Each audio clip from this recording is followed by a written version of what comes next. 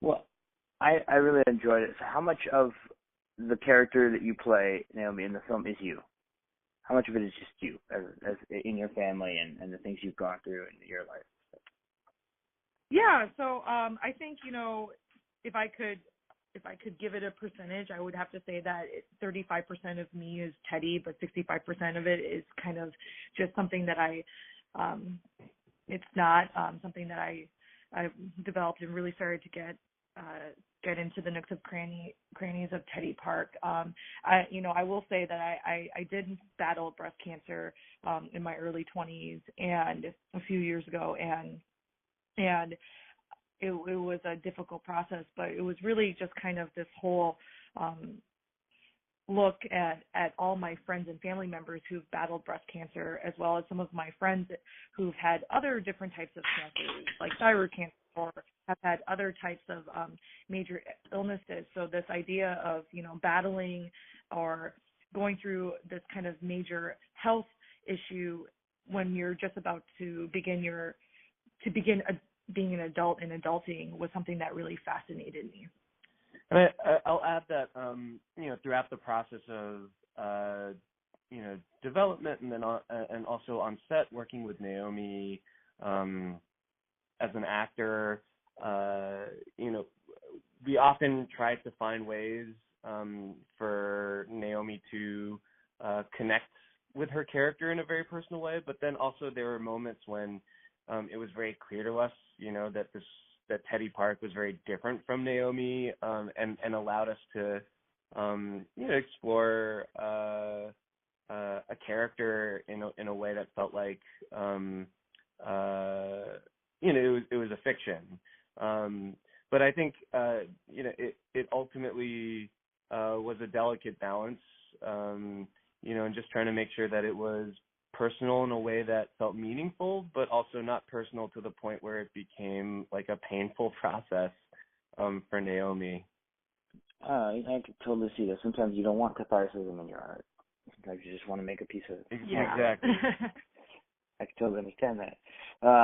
So, Andrew, I just wanted to discuss one thing real quick with you. There's a final shot which is really gorgeous at the end of the movie. Who made the decision to make that the last shot, and at one point did you decide to kind of linger on it just a little bit longer? Yeah, I think, we had a really wonderful editor, Angela Park, who is also Korean American, and, it was such a strong image, and even when we were on set, it felt like, this could be the final shot. And then it was a lot of tinkering, trying to figure out exactly how long we could hold. And, we played with, the music and when the final song, credit song comes in. But I think for us, it was always the idea to have a final shot that would really give the story impact, but then at the same time leave us wondering what happens next. As a pilot, as the first episode of a potential season, we really wanted to leave the audience with an image of Teddy, in flux, in a state of something's going to happen. So we're big fans of that last shot, and it shows off Minnesota in a really beautiful way. It just really encapsulated what we wanted to do. I really feel like that really blends well into my next question, which is that there's a theme of like unfinished business for me when I'm looking at it.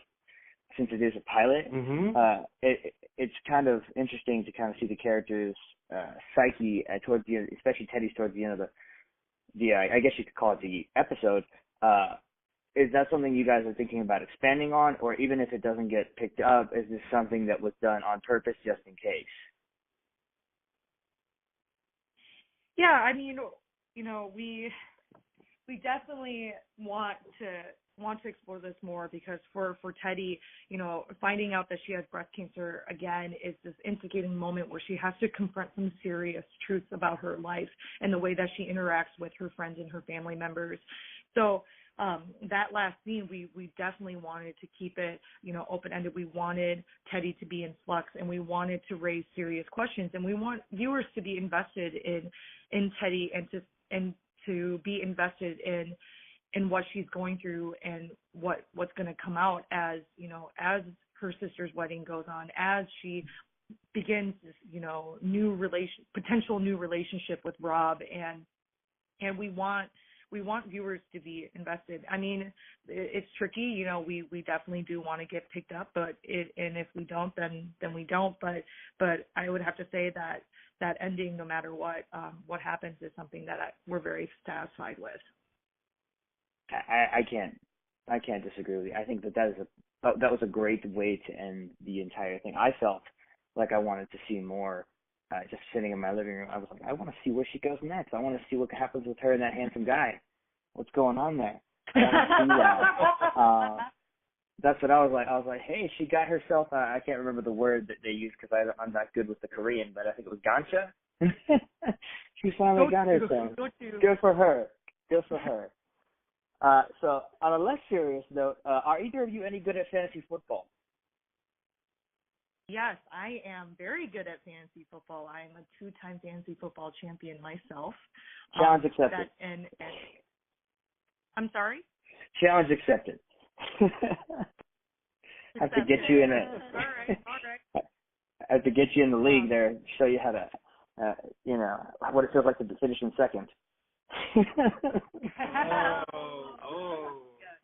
And I know nothing about fantasy football. It's okay. It's a good time. Even like my girlfriend doesn't know anything, but she still plays and she has a really good time with it.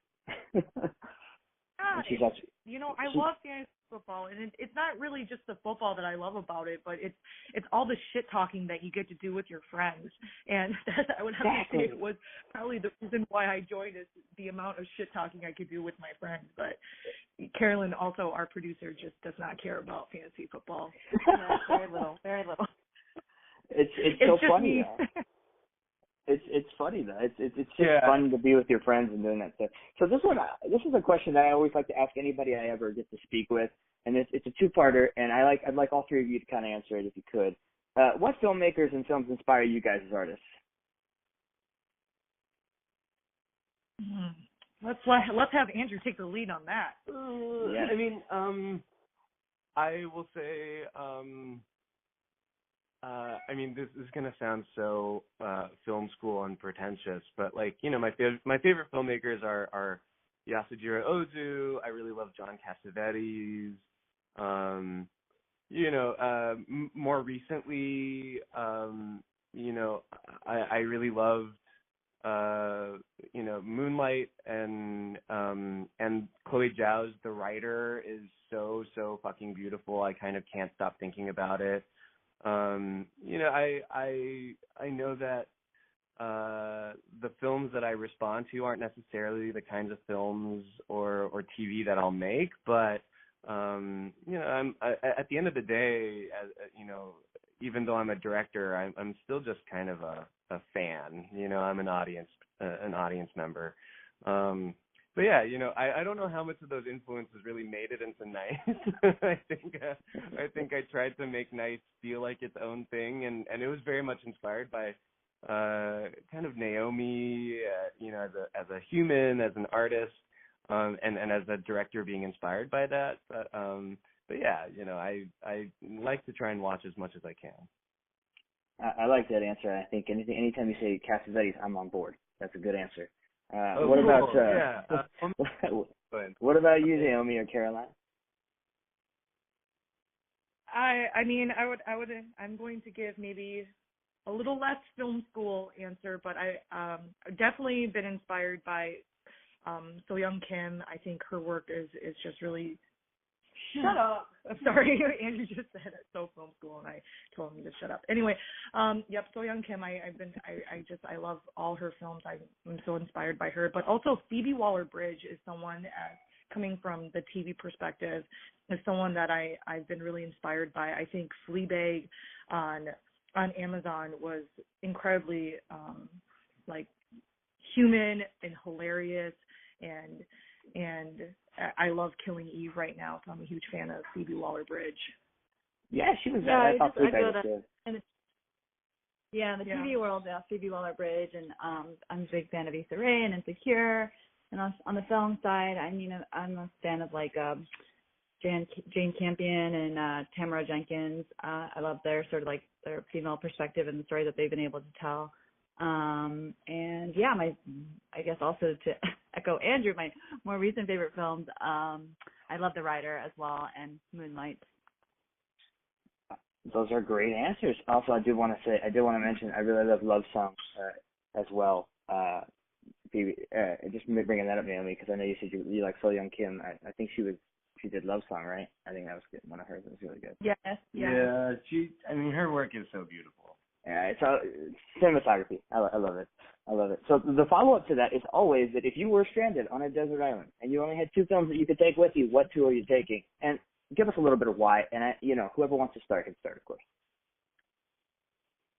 Films to take with us. Yeah, you only had 2. You had to watch just those 2. Those are the only 2 you can watch. Oh my gosh, that's a hard question. I know. I asked the hard-hitting ones. I know. Yeah. Okay, I'll answer first to give them some time to think about it. My answers would be Ozu Tokyo Story, because it encapsulates life, and then Jurassic Park, because life finds a way. Good, excellent pull on the Goldblum there. Nicely done. Thank you. Also, I love the TikTok story because I think that's a beautiful. I think I would say that I would probably need to like laugh because I would be so sad and depressed. So I would have to have like a bridesmaid or something like that on the island. And I'm getting that. You're saying right. Sorry, what? You're breaking up. I can't hear you. Yeah. Are you still there? Yeah, you're still breaking up. I can't hear anything. Oh, okay. Can you hear me now? I can. That's way better. Thank you. Oh, good. I was going to say I'd bring bridesmaids so I could laugh at the sadness and tragedy. I guess I didn't want to be on the island. I'm guessing it wasn't by choice that I'm stuck on an island. Right, yeah. And then I don't know, what would you bring? Well, since I'm already on the island, I'll bring the Seventh Seal, so I can contemplate my existence and my doom, like a depressing person that I am. And then probably Thor, because I need eye candy to help me through this hard time. Just any scene with any of the Chris's shirtless. I guess the Avengers, so I get more Chris's in it. So yeah, I'm not ashamed. Yeah, or what you could do? Is you could get and you could cheat and you could get the whole like Marvel pack that has all of the movies on it, and then have all the Chris's shirtless at one time as one big film. Yes. Oh, that would be great. That'd be so great. Then I can die happy death. There you go. And then while you're contemplating death and playing chess with it and on that deserted island, you could just have a good time. Yeah. If death could also be a shirtless one of the Chris's, that would also be great too. Now I'm just telling you fantasy. I'm very sorry. It's okay. These are the things that we dig deep in and get into your psyche here. Now we know exactly what you're thinking about at this particular moment. Shirtless Chris's, both Pratt Evans and Hemsworth, possibly. Yeah. This whole thing has gone off the rails. Oh my gosh. No, seriously, thank you guys for having me on. Now, if anybody wanted to check out Nice before any pending like releases, where would they check it out if they wanted to check it out? Because I really do recommend that they do so because it's fantastic.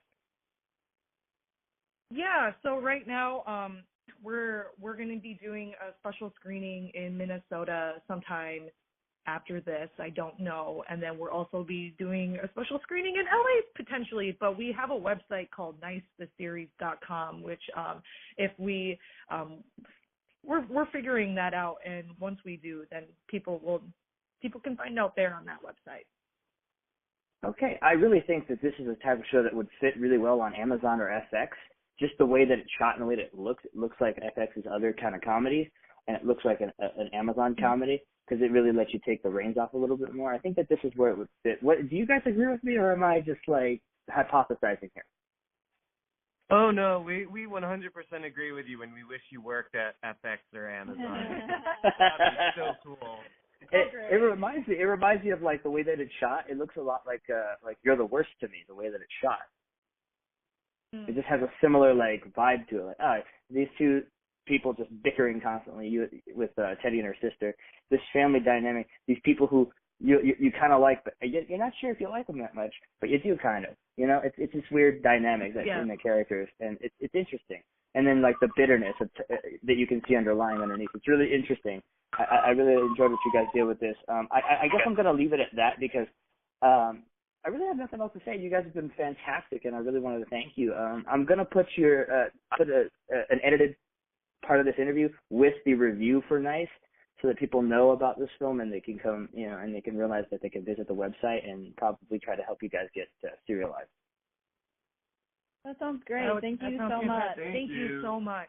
Oh, no problem. And then what I'm hoping for is, when we do our social media push for the post, that you guys will retweet, repost, do whatever you need to do. That way you guys can get the word out as well.